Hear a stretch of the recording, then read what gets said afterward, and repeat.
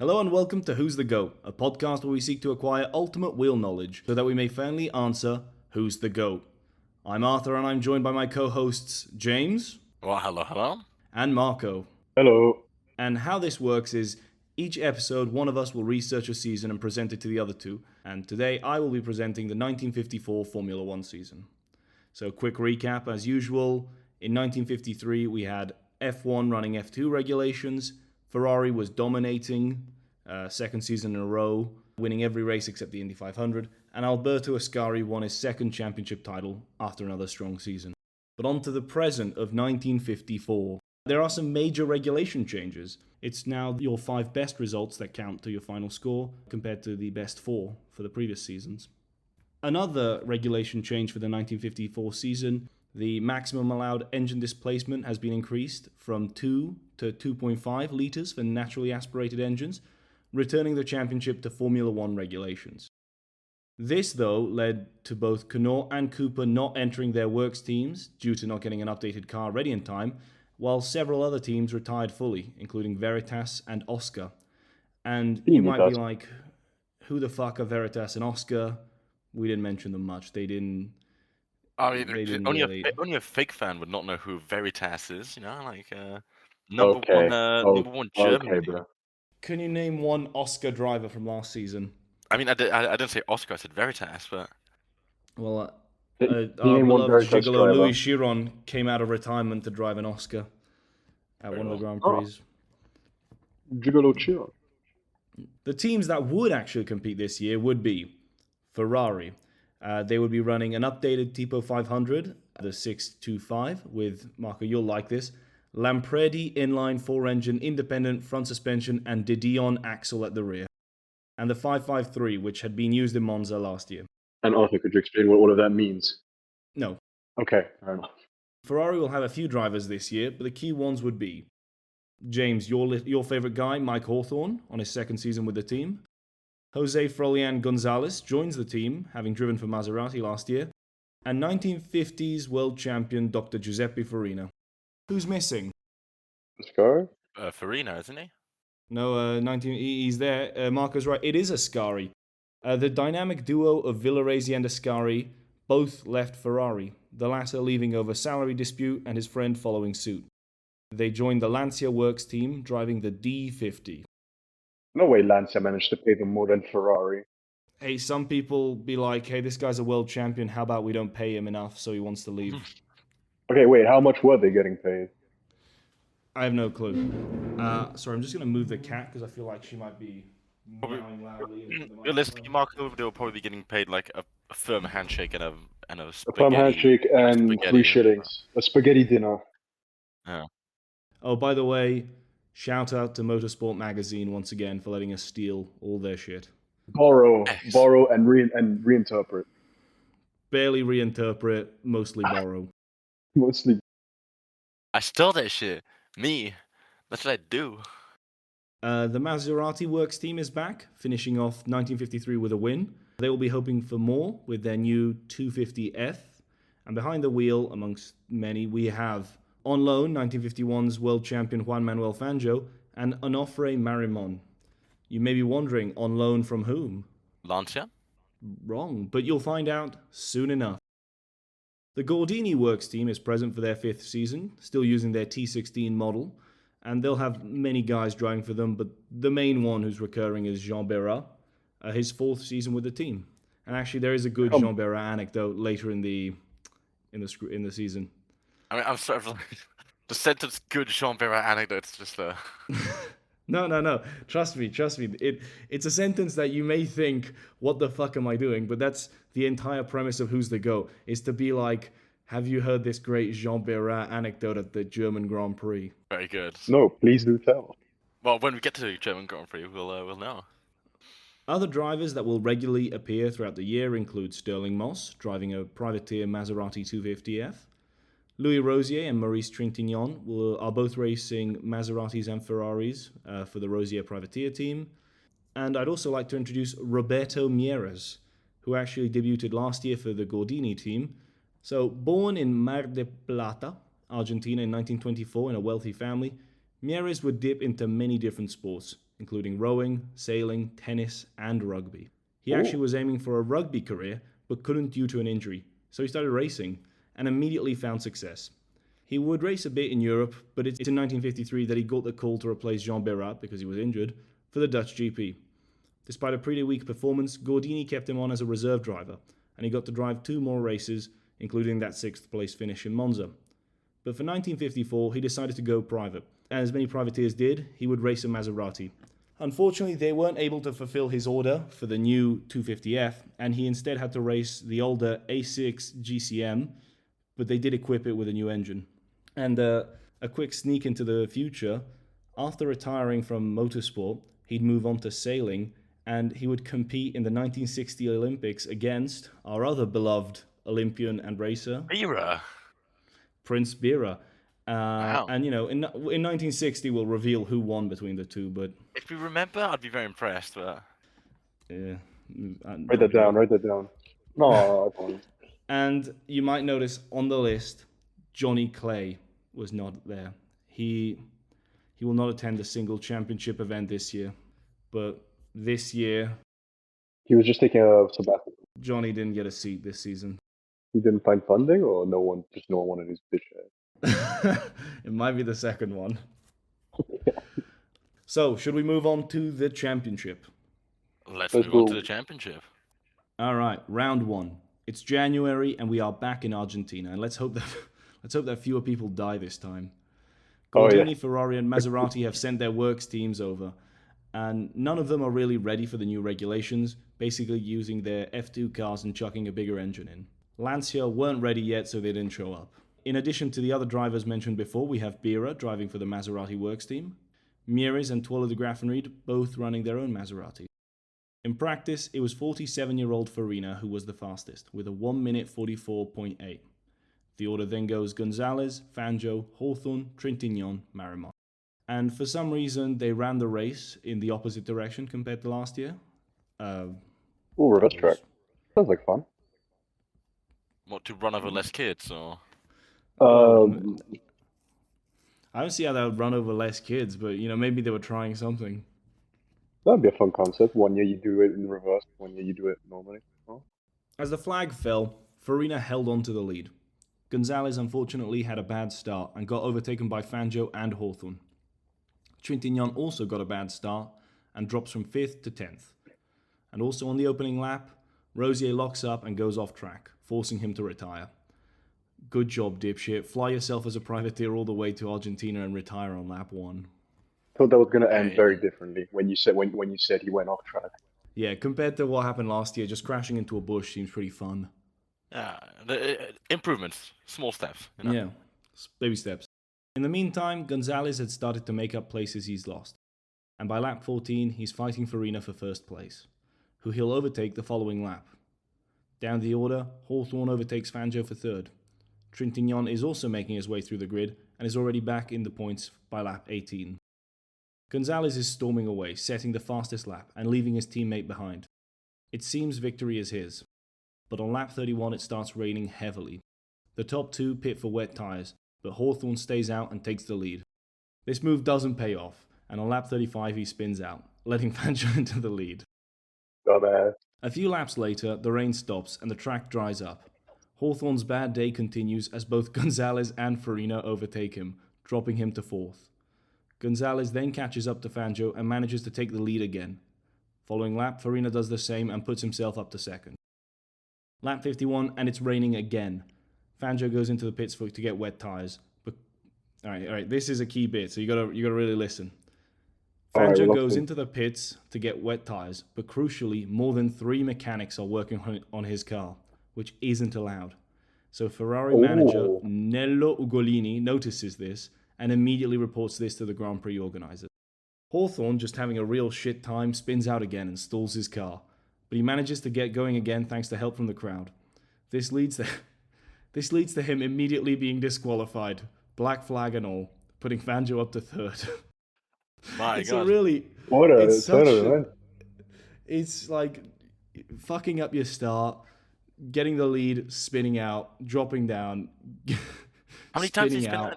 Like three times, no? 2 or 3 times? He's spun out twice, had a shit start, and got the black flag. Yeah. Impressive. I'm assuming he wouldn't have been able to rejoin without the help from the crowd. So maybe he just gave them a nice memory of helping a Formula One car back on track.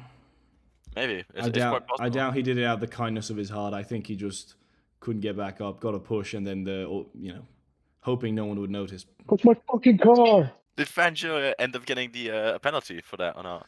We're getting to it. We're getting to it. Now, Marco, you'll love this as a Ferrari fan. Here we go. The Ferrari guys are sure that Fangio is about to be disqualified as well. So they tell Farina and Gonzalez to be cautious. No need to take risks. It's raining. Slow down. Be chill. Fangio doesn't slow down and overtakes them both by lap 59. Now, unfortunately for them, the Grand Prix organisers don't feel like disqualifying Fangio. So Ferrari has fucked up the lead. Okay. At this point, it's been raining for 10 laps and the track is really slippery. Fangio makes a mistake and gets overtaken by the Ferrari duo. Bera does a Hawthorn and gets disqualified for also getting a push start. Gonzalez then also spins out and drops to third. Now up to second, Fangio catches up to his former teammate and on lap 65 gets the lead again.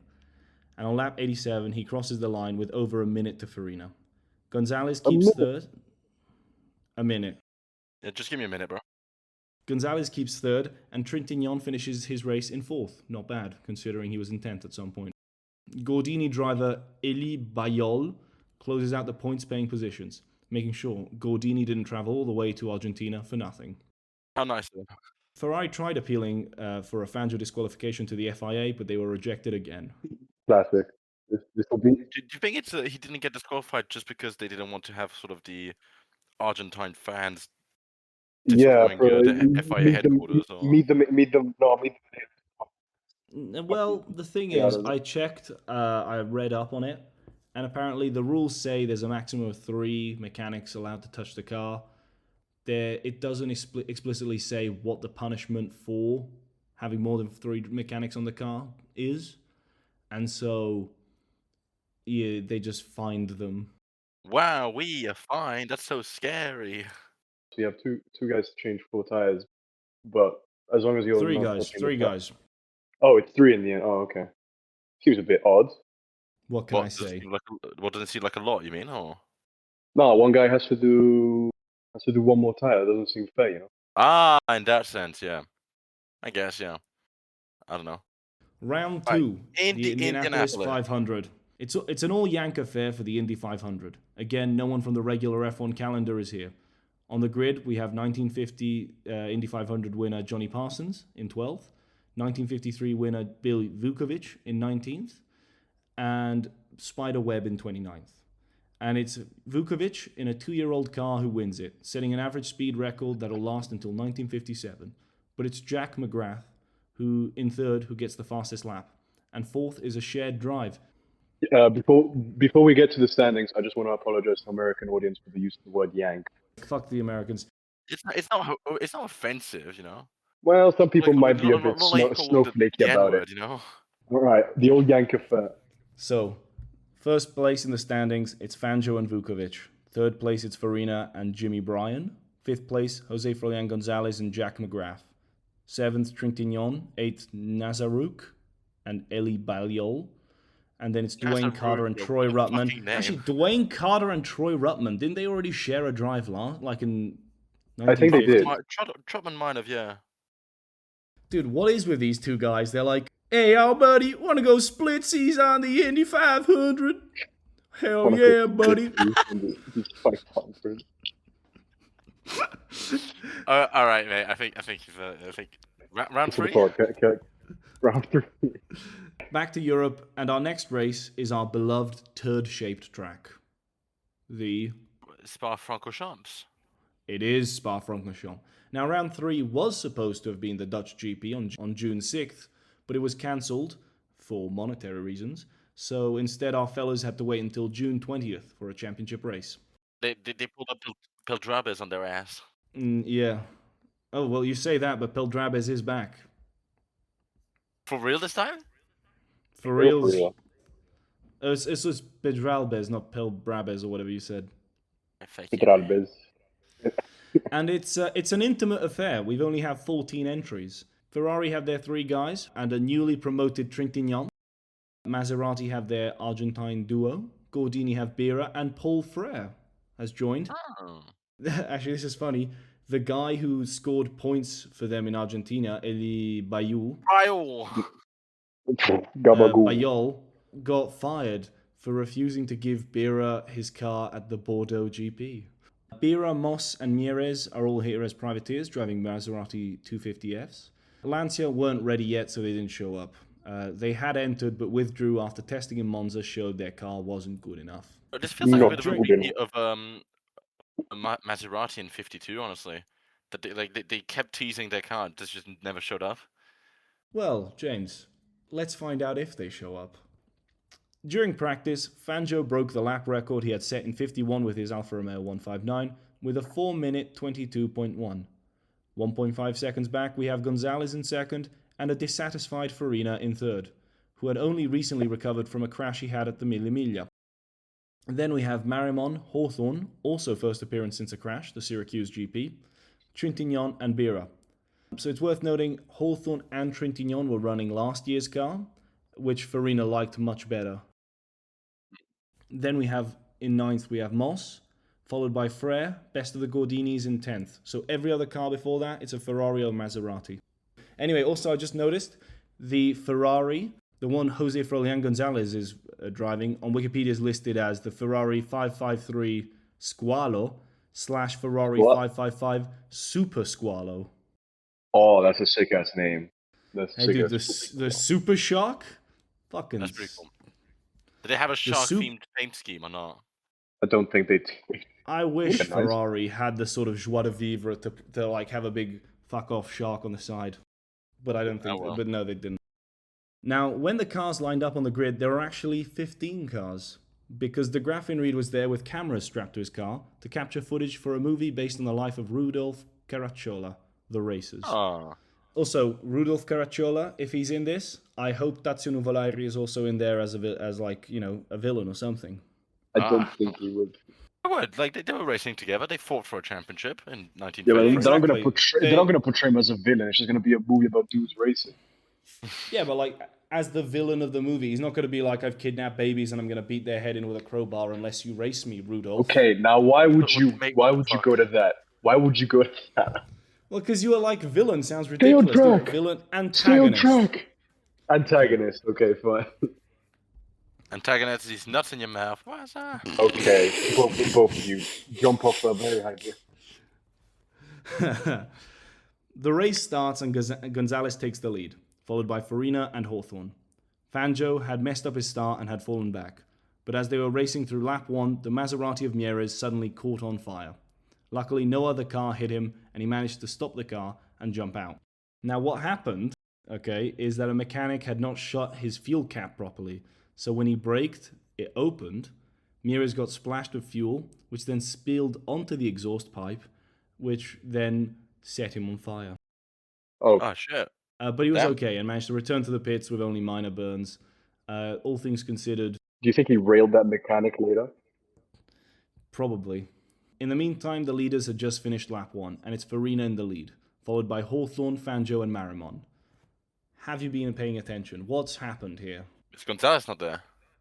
Gonzalez's Ferrari had had an issue a few kilometers in and had crawled around the lap, eventually managing to get back into the pits. Lap 2 and Fangio is up. These people are so lucky, getting into big accidents and still manage to get to the pits. I mean, this wasn't a big accident. His car just sort of had I don't know if it's spark plugs or something, but this one wasn't an accident. Well. Lap 2 and Fangio is up to second and on the heels of Farina, who he'd pass a lap later. The rest of the field was being led by Trintignant, followed by Bira.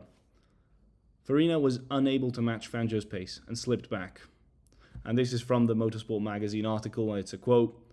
It was interesting to reflect that of the first three drivers, the leader was in his first race since January, and the other two were in their first race since leaving the hospital. Is that a quote you took, or? It's a direct quote from the article. That's dedication. That's dedication to the craft, yeah. 10 and Farina has closed in on Fangio and overtakes him. but it wasn't a fully honest overtake as Fangio had an issue with his visor strap, having to pit to discard them. Other drivers were also having issues. Hawthorne had actually this is an absurd sort of Hawthorne side story. Hawthorne side He quest. doesn't seem to be having a great season, does he? No, but this he's not. one's really like I was reading this, I was like, this is nonsense. But so Hawthorne had a split exhaust pipe that was letting fumes into the cockpit and making him sick. Oh, he's gassing himself. Jean Bérat, who had made his way past Trintignant, would retire on lap 12 after his rear axle broke. Out of the pits, so back to the main event, out of the pits, Fangio caught back up to Farina in just a couple of laps. Farina tried to keep up with Fangio, but once he got the lead, he was gone. Farina would shortly retire after on lap 14, and with Hawthorne over a minute behind, there was no one left to challenge Fangio. So Hawthorne, he's still getting poisoned, and he doesn't know that he's breathing in fumes. He thinks it's his leg, which he hurt at the Syracuse GP, that's giving him trouble. Instead, he's just slowly breathing in. He's breathing in carbon monoxide or whatever, so... Not good, I've been told. Ferrari noticed he's going slowly and call him into the pits, ready to sub Gonzalez in because he's there, he's waiting. And as Hawthorne got into the pits, he collapsed on the steering wheel. Ferrari just got him out and Gonzalez was away. But then he's back in the pits because he had figured out what had happened to Hawthorne, because basically the sort of exhaust thing it was on the side of the car. If you look at there you go. So okay, yeah. Now I see so why they call him a Gonzalez- squalor. But the thing is, it's also it was on the opposite side, so the guys in the pit didn't notice it was leaking.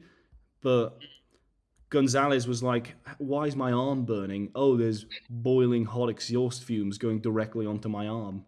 Oh wait, there's fumes. That's why Hawthorne is dying. He's poisoning himself." We should put another one on the other side for aesthetics. Yeah. So not keen on getting himself poisoned, he pit, and by the time he got the car out, they were a lap down, and he's down in 6th. But there's only 7 drivers left in the race, so 6, 7. Okay. Fangio cruised to victory with no obvious threat in sight.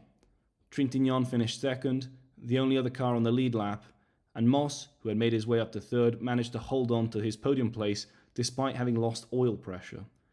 Gonzalez managed to get himself back up to 4th, and Gordini score another points finish in the hands of André Pillet. So again, Jean Bérat was not contributing much to the Gordini cause. Now, Clay may have been absent from the actual race, but he did drive Fangio back to Spa after the race. Well, are they just best mate? Like, what's up with Fangio just being driven around by Formula 1 drivers? Hey, Hey, everyone wait, loves Fangio. Exactly. Yeah, fair enough. Would you like the standings? Yes, please. I would like the standings, yeah. Hawthorne, dead last. Hawthorne is 12th right now, with Dwayne Carter and Troy Ruttman all on 1.5 points. Juan Manuel Fangio is 1st with 17 points, followed by Maurice Trintignant on 9, Bill Vukovic on 8, Jose Florian Gonzalez on 6.5, and then Giuseppe Farina is 5th on 6 points. Round 4. And it's a big one because Mercedes have finally joined the party, bringing their long-awaited W196. Debut. Is that like the Mario Kart car? It is that one. Mercedes in F1, so they had 2 stints. They had the old one, Yeah. and I think in the old one they only ever used that one car. Mm. The one that looks like a shiny bullet. No, the 196 is the one that just looks like a regular road car. Oh no, Well, it's not. they've got 2 variants of it. Because they've got yeah. and we'll get to it. But it's all the 196. So behind the wheel we have Carl Kling, Hans Hermann, and Juan Manuel Fangio. I don't like the W196. I don't like that it has enclosed wheels. Oh, you mean the Ara variant? Dude, Because the regular one no, looks good. Put a picture in the chat. Here's the thing. Big orange guy from the Fantastic Four. Fuck you, bro. So the one behind with the wheel covers, that's the main one. That's the default one. The front one, the one in the front with the open wheels, will come later. Yeah, I prefer the one with the open wheels. Yeah, the other one, this one that just looks like a Le Mans sports car or something. Yeah, it looks like a used condom. I think you're on your own on this one, mate. I know he's on his own. Back me up. Oh, nice. So now down a world champion, Maserati have been loaned Ascari and Villaresi from Lancia.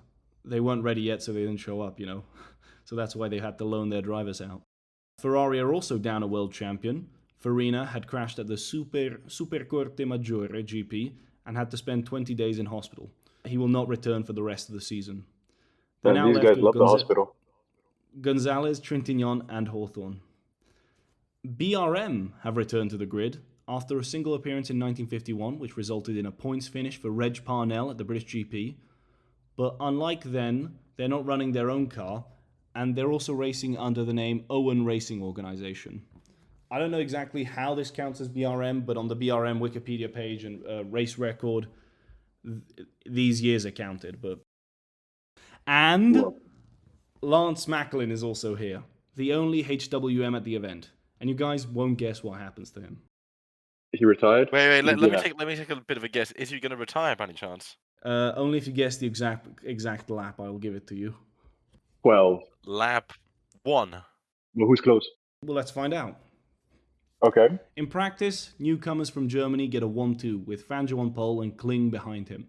For his first appearance of the season, Ascari manages a third place, followed by Gonzalez, Marimon, Bira, Herman, Hawthorne, and Trintignant.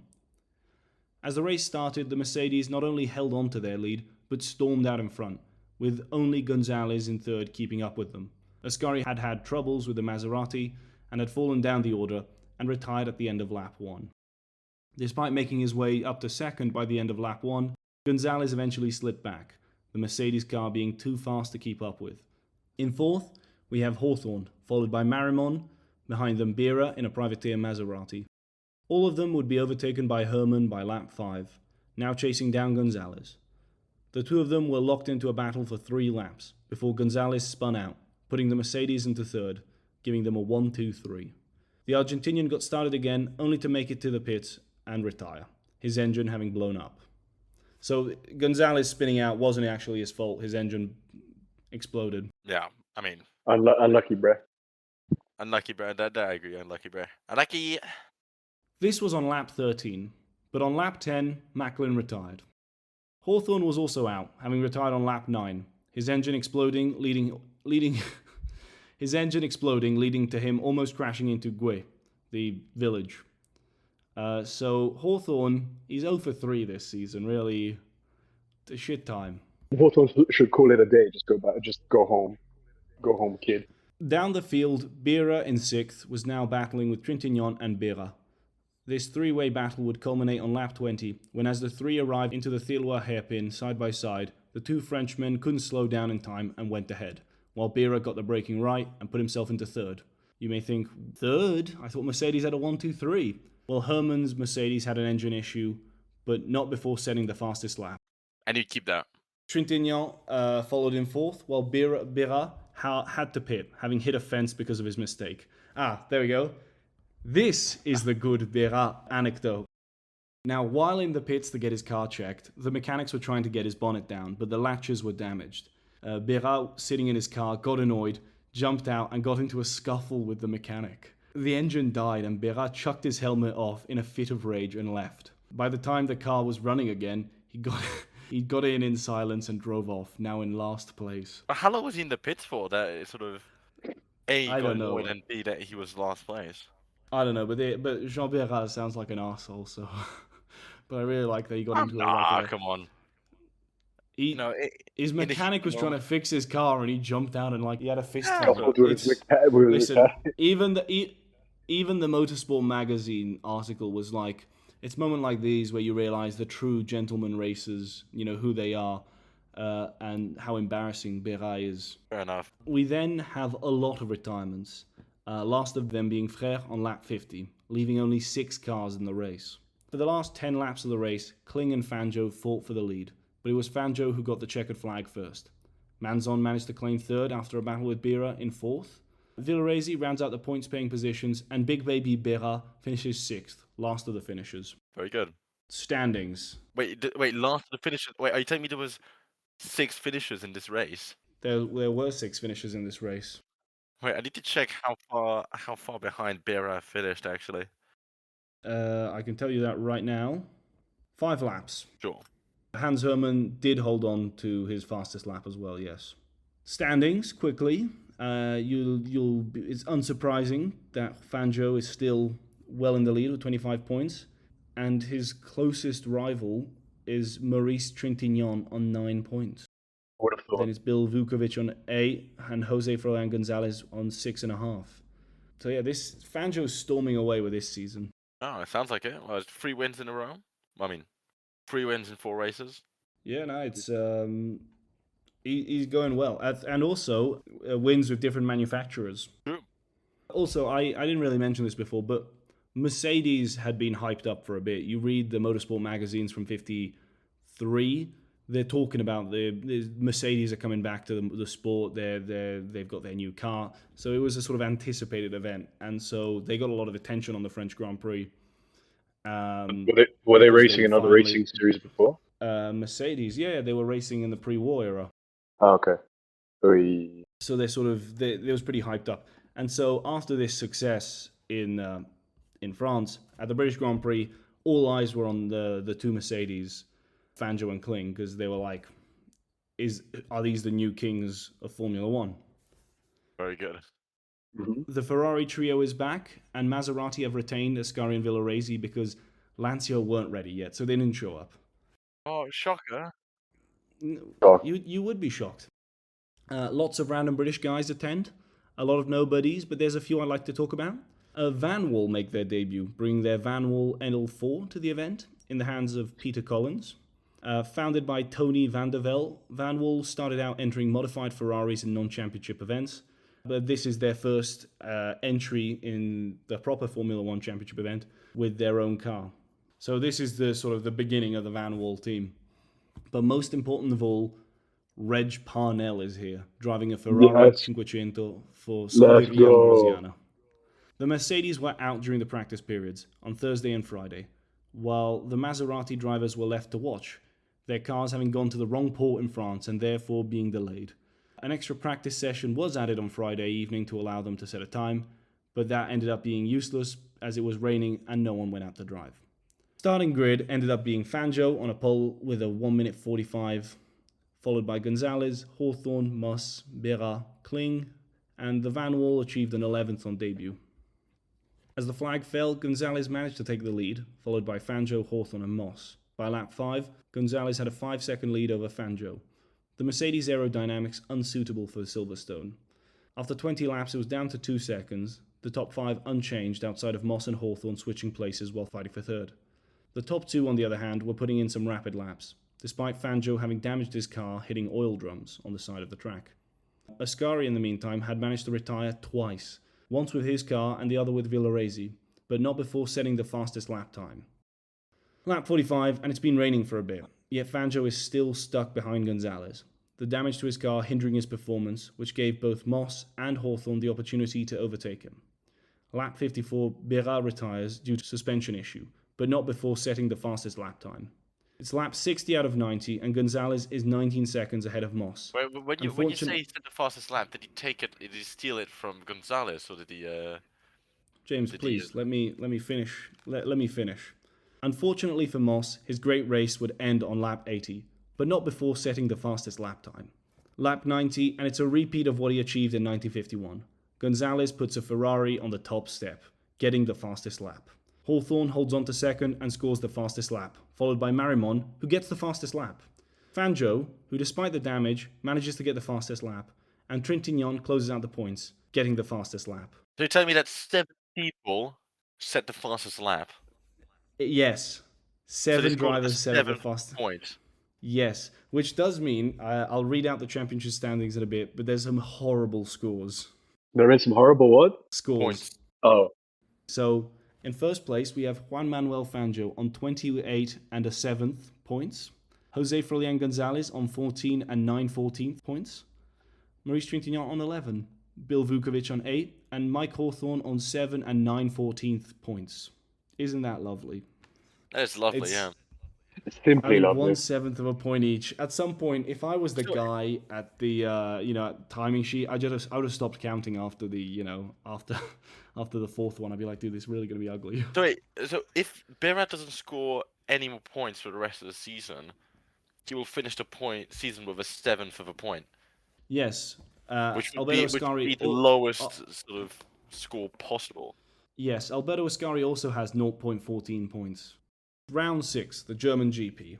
And while Reims might have led people to believe we were in for another season of domination, the British GP shows that the German team haven't figured it out all yet. But how will they perform at their home race? The event would start off chaotic, with 5 support races in 2 different categories being run, making the pits very crowded. Ferrari were present with their usual 3, with Taruffi joining the squad, while Maserati had lost Ascari and had promoted Mieres to the main squad to race alongside Villaresi and Marimon. Moss was also convinced to accept support from the factory squad, which led to his green Maserati being painted red, except for a little bit because Moss wanted a little bit of British racing green on there. Gordini are here with 4 cars, including Berat and Frère. And for their home race, Mercedes have brought 4 cars.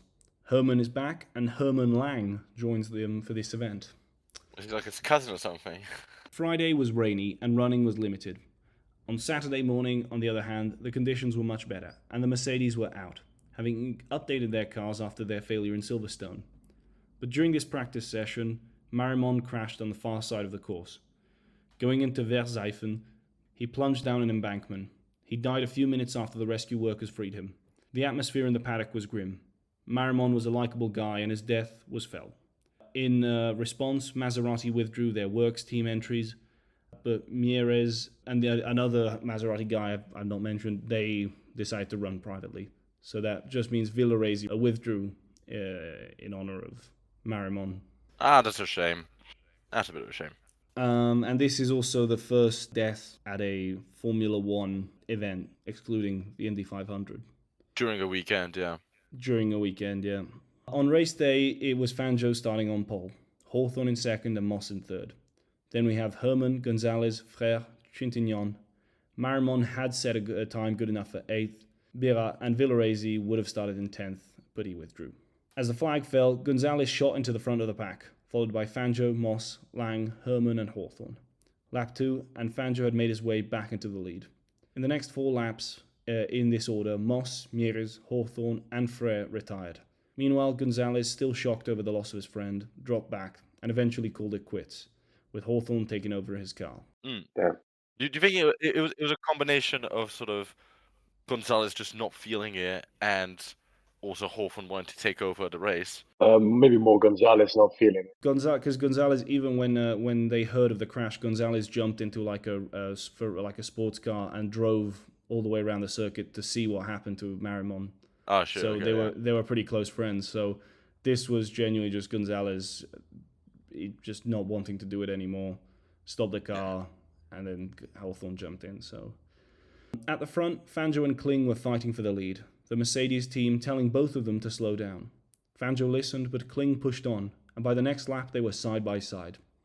It's lap 15 and Kling's in the lead.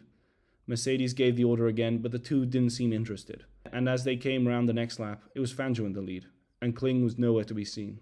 Half a minute later, he appeared, something in his car broken, leaving Fangio to claim another comfortable win. Over the line, Hawthorne and Trintignant made it past the damaged Mercedes, then Kling in 4th, and Maserati driver Mantovani in 5th. It's round 7, and we're in beautiful Bremgarten, Switzerland.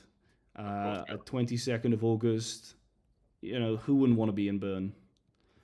So, entries. Not a lot of entries, but Mercedes have brought 3 cars for Fangio, Hermann and Kling.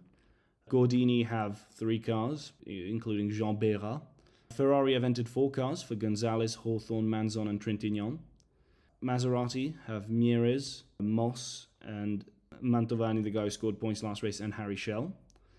And De Graaf and Reed entered but didn't attend. So that's a bit of a shame.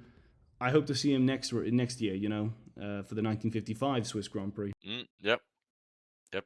Practice was damp, so the record set by Nazi racer Rose Meyer wasn't beaten, unfortunately. Another one for next year, eh, guys? Yep.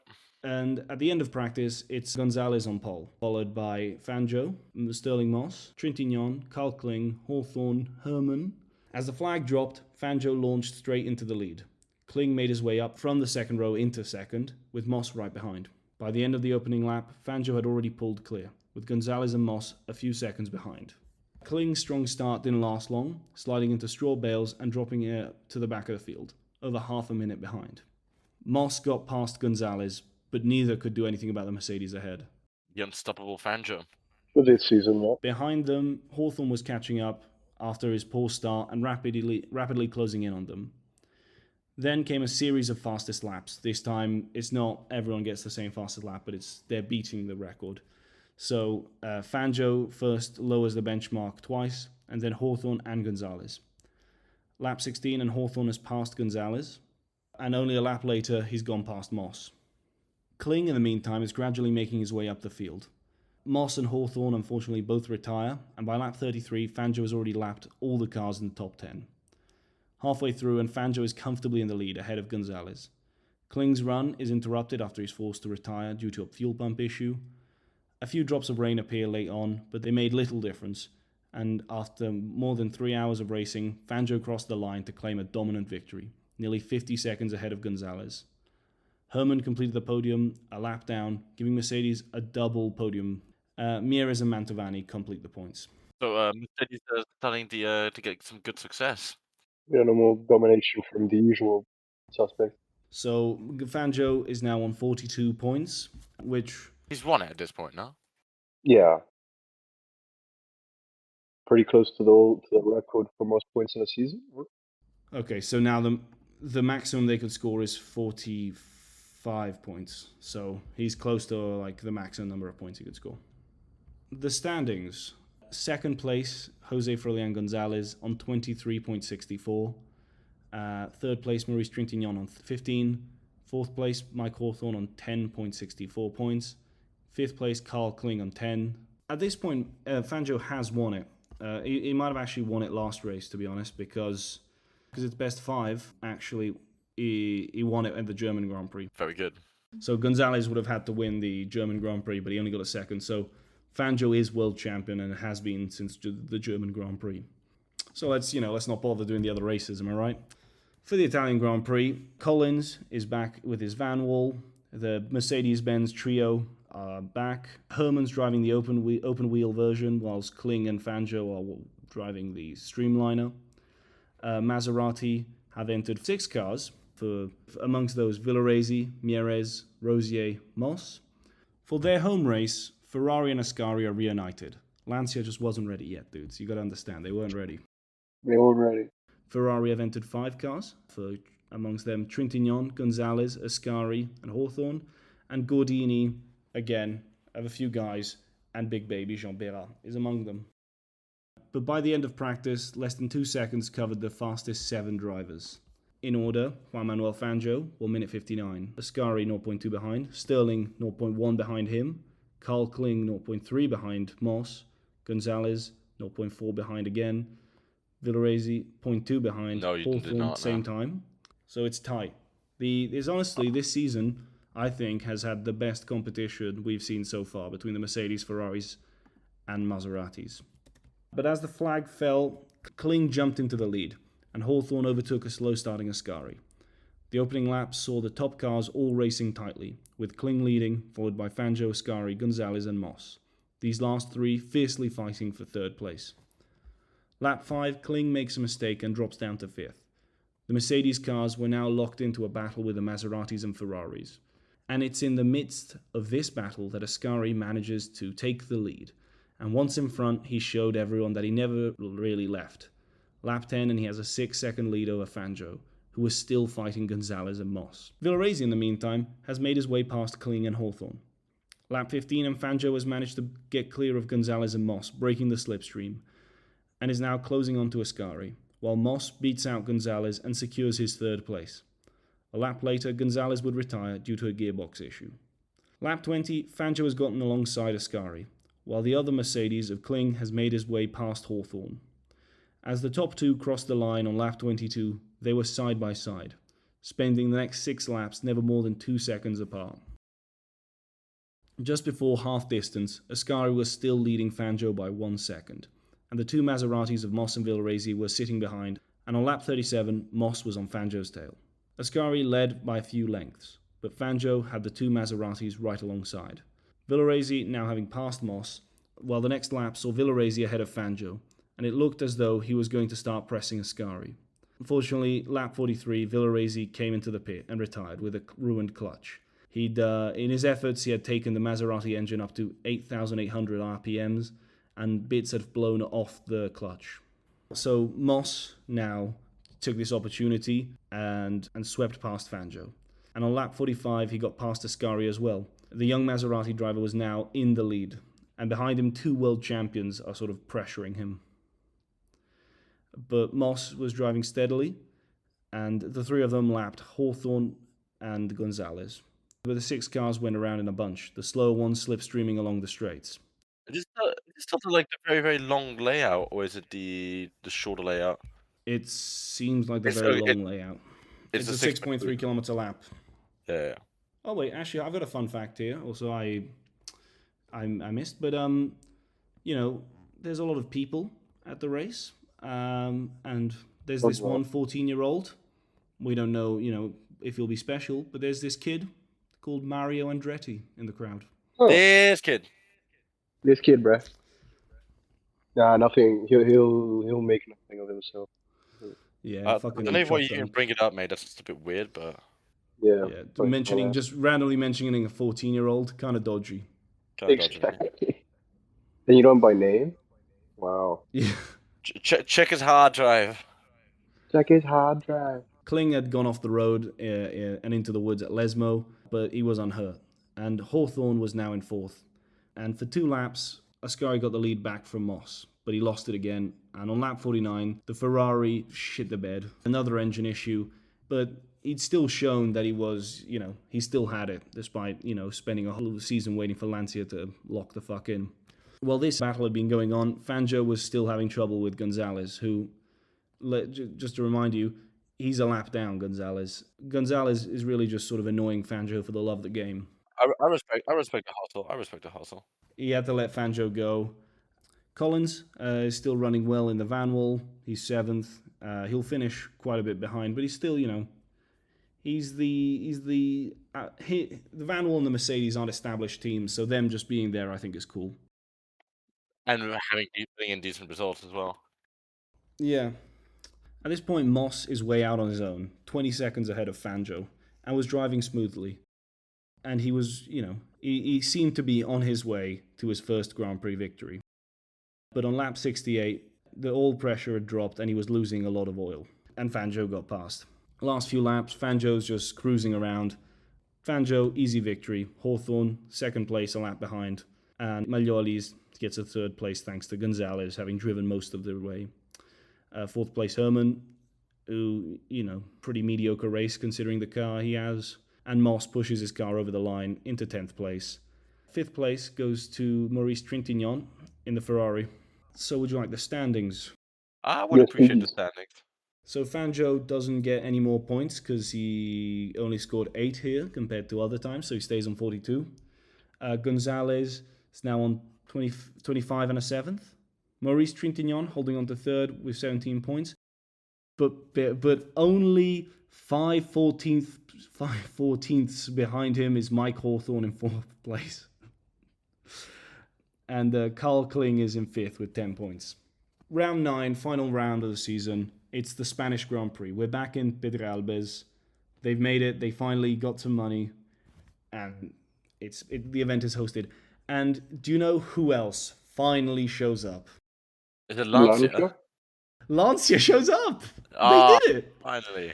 Incredible. After getting I mean, we are talking at this point the most decorated F1 driver at 2 World Championships, and they got him sitting on the benches and occasionally loaning him out to just whoever, just to keep him busy. Oh. So the Lancia D50, it's a bit of a weird car actually. I'll send you a picture because with the side pods, yeah. Yeah, because it's got like side pods. Oh, very odd looking, yeah. I'm gonna lie, that looks kind of ass. Who invited this guy? Looks like a red condom. So, and for our final race of the season, we have quite a few entries. The Mercedes-Benz team have their 3 guys. Maserati have their lineup, including, so they've got Moss, Mieres, Mantovani, and Paco Godia from the Kingdom of Spain. Prince Bira is here as well, with a Maserati. Rosier is here as well. Rosier's been at most of the races of the season, but he's been profoundly unimpressive, so De Graffenried has made it, and actually he brings along a second Swiss guy, Ottorino Volontario. Holy shit! What? Ottorino Volontario. Ottorino Marco, Volontario, actually, this is crazy. He died Oh, in Lugano on March 10th, 2003. I remember seeing that. Yeah, That is fucking crazy. What? yeah, I Really? remember seeing. That's Research crazy. I am the reincarnation of Ottorino Volontario. Yeah. I'm going to make Uh, him my whole personality from now on. I'm going to research this. Then BRM are back with their nonsense, whatever they're doing. Lancia here with so it's just Ascari and Villaresi for now. Ferrari down to 2 cars, just Hawthorne and Trintignant. Van Wall have made it again, and Gordini still a couple of cars, including Jean Bera. On debut, Lancia impressed, with Alberto Ascari getting pole position with a 2-minute 18.1.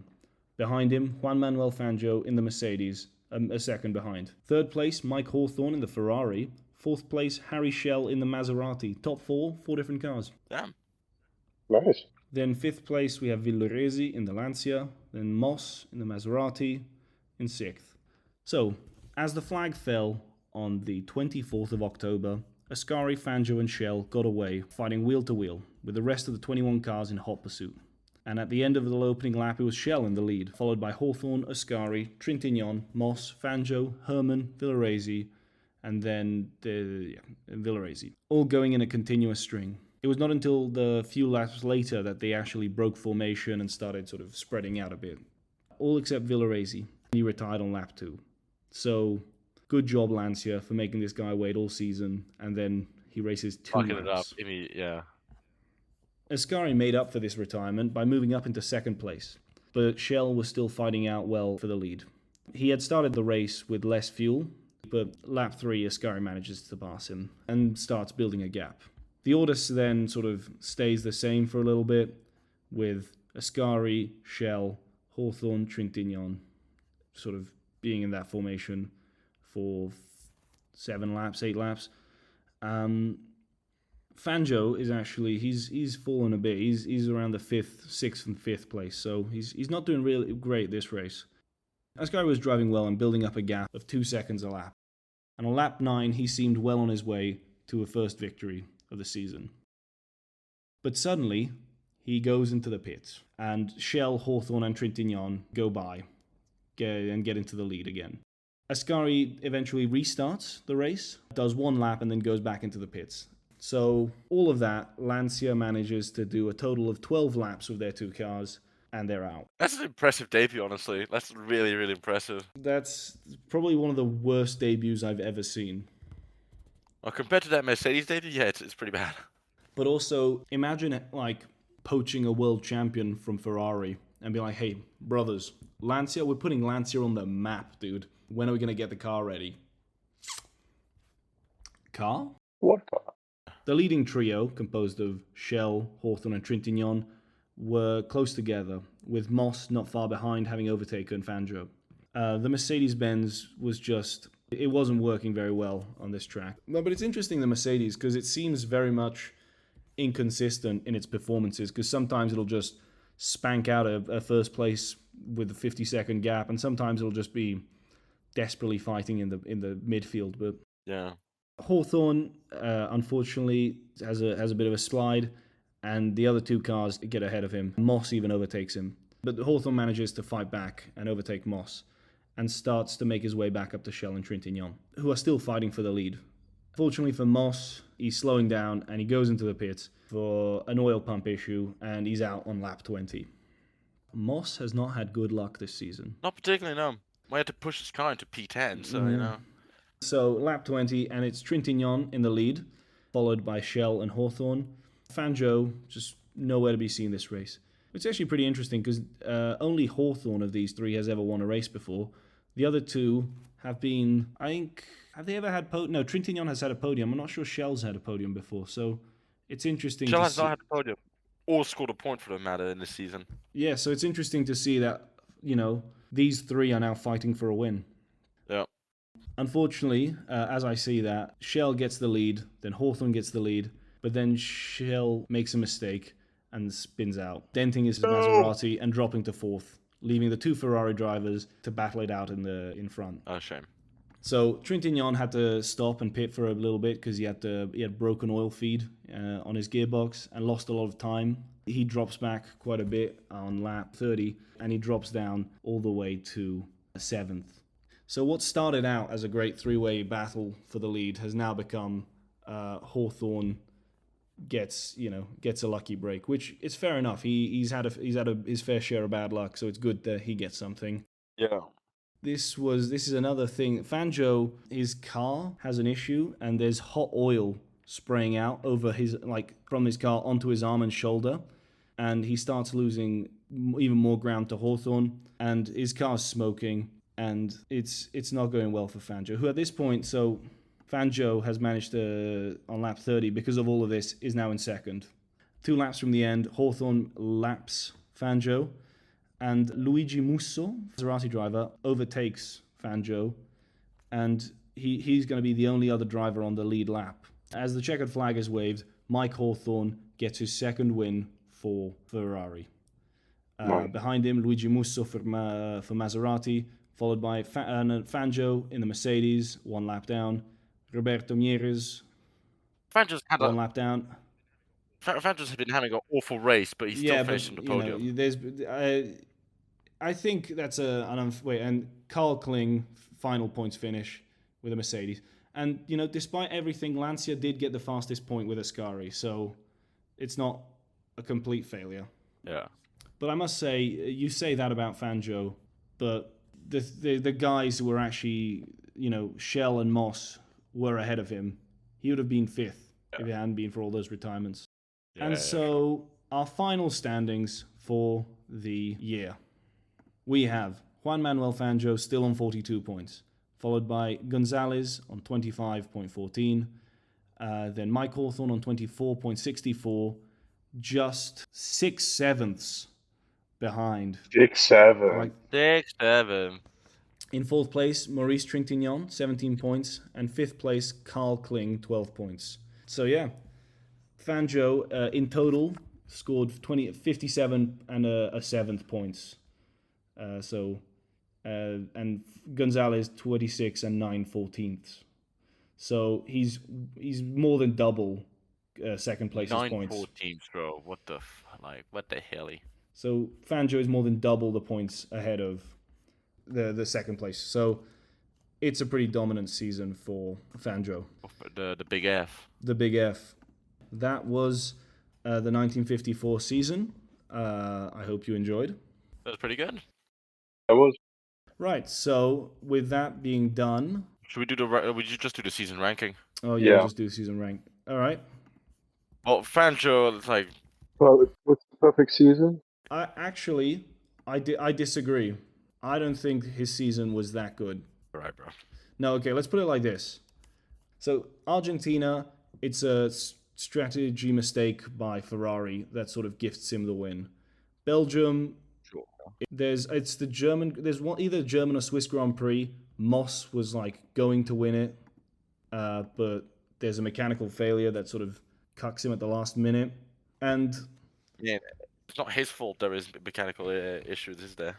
I just feel like this season the competition maybe wasn't as I don't think it's as good as maybe like an Ascari 1952. I mean, it's up there. Do you think it's better than his 1951 season? Equivalent, I'd say. But I don't know. I'd say it's equivalent to maybe Farina's 1950 season. Yeah, sure. Second place, I think it's Gonzalez. I mean, yeah. I'm going to say Gonzalez just because he has 26 and 9/14 of a point, Now, Gonzalez, I think he's had a great season. He's been putting... That Maserati's a piece of shit. It's not doing as much as it should. And he's really pushing it. He should have had a second win in... arguably should have had a second win in Argentina. That sort of got away from him. So I think it's a strong season. Still finished half the points behind Fangio, so... Yeah, but then Hawthorne's had a bit of a stinker of a season. In Spain, he had a good race, but again... He got disqualified. In Argentina, he had just really awful race through all of his own fault. So Yeah, I think Hawthorne's going to be a bit further down. Let's Maurice Trintignant. he he was fighting for third until Mike Hawthorne piped him at the end, but pipped him at the end, not piped him. I think Trintignant has had a solid season. Let's see who else. Oh, Sterling Moss. Do you know what? Trintignant and Moss, they feel like they've had good seasons that are just sort of. Moss is a bit of a stinker as well, to be fair. Well, he retired like 5 races, which. I don't know. Ascari, he's had a stinker. Ascari's dropping down the order. Well, Ascari's having 5 retirements in 4 races. That's something to quite an achievement. He's because I mean, like he got 1 pole position and then he overcooked it and retired. It's hard to judge. Marco, give us a take. On Trintignant? Well, in general, who are you putting third? He hasn't been mentioned. Well, I mean, they've all been pretty uninspiring in terms of votes, but I don't know. Not many other people have been mentioned. Carl Kling is a pretty weak season. I think he's. I think apart from Fangio and Farina, everyone else has had a very uninspiring season. Okay. All right. I'm gonna make an executive call right now. I'm putting Trintignant third. But yeah, put Trintignant third. Actually, do you know what? I think I'm gonna put Trintignant, Hawthorne, Moss. That's fair. Because Moss still got a win and like a few second places. I don't think he was as good as Gonzalez, but yeah. Ascari, I think, goes to 7. His season was just a bit. Actually, Jean Bérard probably scores pretty weakly. He scored a 6th and a 10th. No points for the Gordini team. He seems to be controlling. Harry Schell, actually, I want to give Harry Schell because he had 2 top 10 finishes and he was on his way to a win. I think it's good. Yeah. Sterling Moss, and Mike Hawthorne had pretty big stinkers, honestly. Do you want to lower them a bit? I mean, no. I mean, I think it's good, but like, yeah, they haven't had a very good season in general. Carl Kling, good. Yeah, Ascari's a bit on fraud watch just because, he took the bag and then didn't race. So yeah, I think Ascari gets a 7th place. Harry Schell, I'm disappointed, still hasn't scored anything, but I think Marimon deserves a shout as well. You're right. We're gonna put. Cause he did get a podium, So. It's true. I think I'm gonna about Marimon here. Give him in 6th place. That's pretty good. Jean Bérard fraud watch. Actually, I'm just out of spite. I'm gonna move him down and put Louis Rosier, who has attended quite a few of the events, got a few top 10s, but uneventful. He gets. I think. Okay. I mean, up until. Are we doing the honourable like the sort of Yeah, we'll do all that shout of the season. I'll run down through the ranking. So it's Juan Manuel Fangio is the GOAT of 1954, followed by Jose Frelian Gonzalez in 2nd, Trintignant in 3rd, Hawthorne in 4th, and Sterling Moss in 5th, and Onofre Marimon 6th. And so off who's the GOAT ranking as of 1954, Juan Manuel Fangio is the GOAT in 1st place, followed by Alberto Ascari. Giuseppe Farina drops down to 3rd. Luigi Fagioli is in 4th, followed by Jose Frelian Gonzalez in 5th. Luigi Fagioli is still in 4th. Marco, my honourable mention of the season is going to be Johnny Clays for driving a Fuck off. I think that's my honourable mention of the season. For being a good mate to Fangio, Yeah, okay. Marco, who's your honourable mention? My honourable mention for this season is, well, as James mentioned before, he said this man was on fraud watch, but I don't think he is. I think he's an absolute genius. Ascari got the bag and didn't have to do anything for it.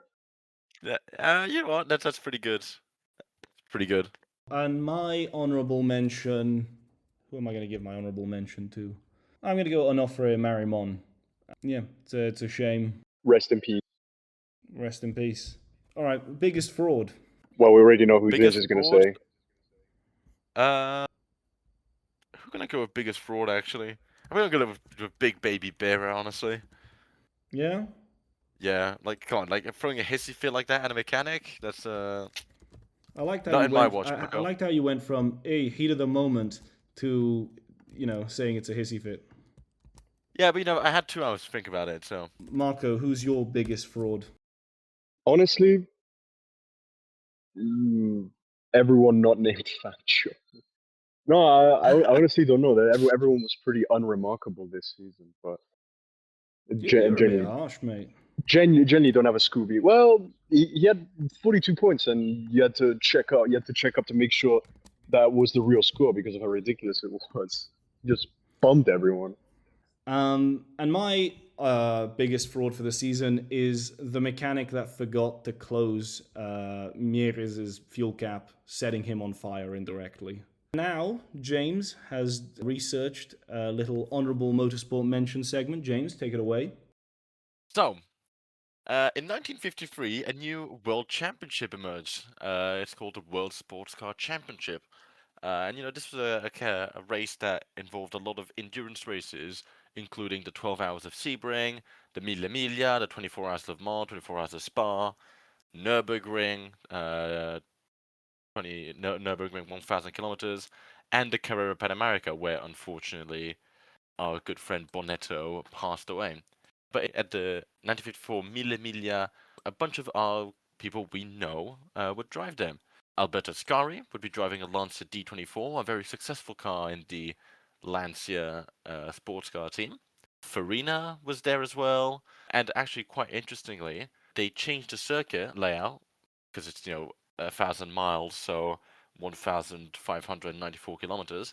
They changed the circuit slightly to drive through Mantua in honor of Tatsunu Volari, who also passed away last year, unfortunately. Now, the reason I want to mention this race is because I find it very, very funny. Because to cover the 1,000 miles, Alberto Scari, who, by the way, drove by himself, he did it in 11 hours and 26 minutes and 10 seconds. Pretty impressive time, all right? Average speed of 140 kilometers per hour, so pretty good, I would say. But the car that interests me the most that entered this race is called a Iso Isetta. And I'm going to send you guys the image so you can tell me what you think about it. But they finished 176, 177, 178, 179th, and 181st. 182 cars finished the race. And the last Iso Isetta that finished in 27 hours, 37 minutes, and 2 seconds. So more than double the amount of time that Alberto Ascari put in with his Lancia. Was this So a anyway, bit? this is the honorable mentions of honorable motorsport No, but mention. I'm asking, was their entry a bit? Because I'm looking at the picture. Yeah, I don't Do you think it, honestly definitely. think? I don't think it was a bit. I think because they were running in a different class, in the T750 class. But once again, they finished dead last in their classes despite that. But they didn't. A lot of people DNF'd. There was 378 starters and only 182 finished. So I'm not sure if it was a bit, um, but it's just funny. I find just this bit of a random car entering the race. He do be driving that thing though. Yeah, and also He do be our driving. He do good be. friend Lance Macklin also drove in this race. He was in an Austin Haley 100. And now we'll play the game. Did he retire or Yes. not? He did not. Oh, He he did did not not. retire, and as a matter of fact, he even finished fifth in his class. So I think Lance finally managed to cut himself some slack. Anyway, that was the bit. That was the bit. The Iso Isetta. I appreciate it. Good bit. Also, wait. I'm just on the entry list here of the Mille Miglia, and one of the entries is Fox Studios. Fox Studios. Yeah. Some company. Like I think so. I don't know. Dick Graffenried was one of those entries. Oh, could it be they were filming the races again? It might have been, yes. Oh yeah, because it was Graffenried also that was strapped with the Yeah, the camera. cameras. Yeah. Well, so he probably was. Yeah. Was it Fox Studios the film? What's it called? Oh, the races. The races. Yeah. And and well, that was 1954. I hope you enjoyed it. Thanks for listening, and see you next episode for James's report on the 1955 season. Thanks for listening. Bye, guys. See you next season. Bye. Bye bye. Fuck off!